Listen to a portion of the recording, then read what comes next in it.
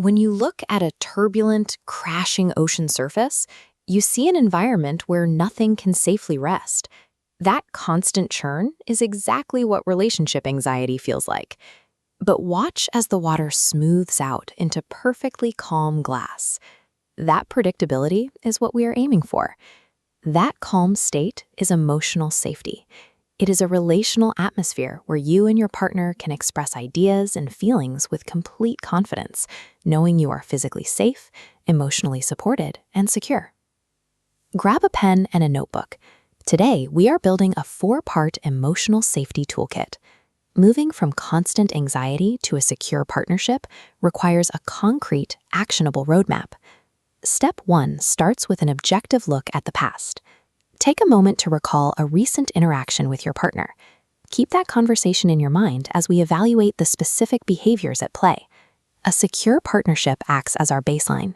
It is marked by distinct green flags, consistent communication, taking accountability for emotional reactions, and showing kindness in small, quiet moments.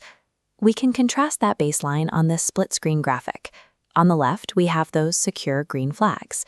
On the right, we have insecure attachment patterns, the warning signs of an emotionally unsafe dynamic that usually surface during a conflict.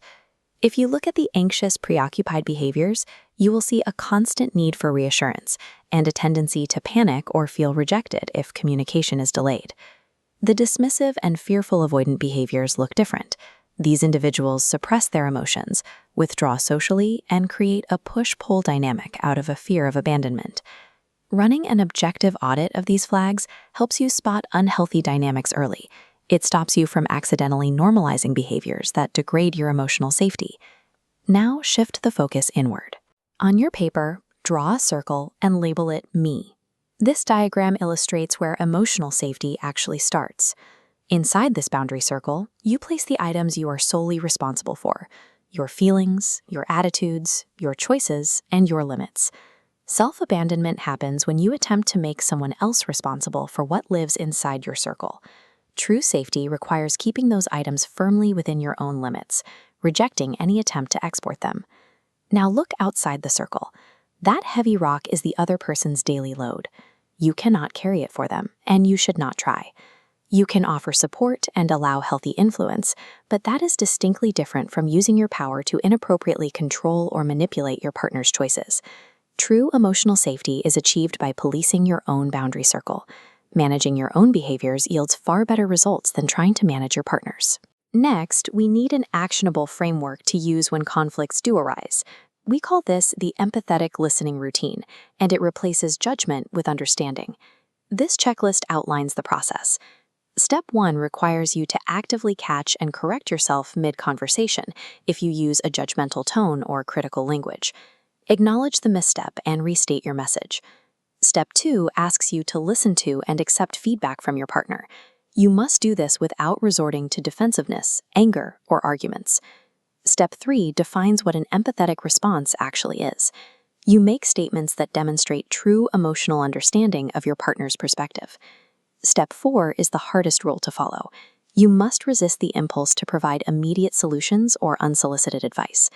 Withholding unprompted advice proves to your partner that they can be vulnerable.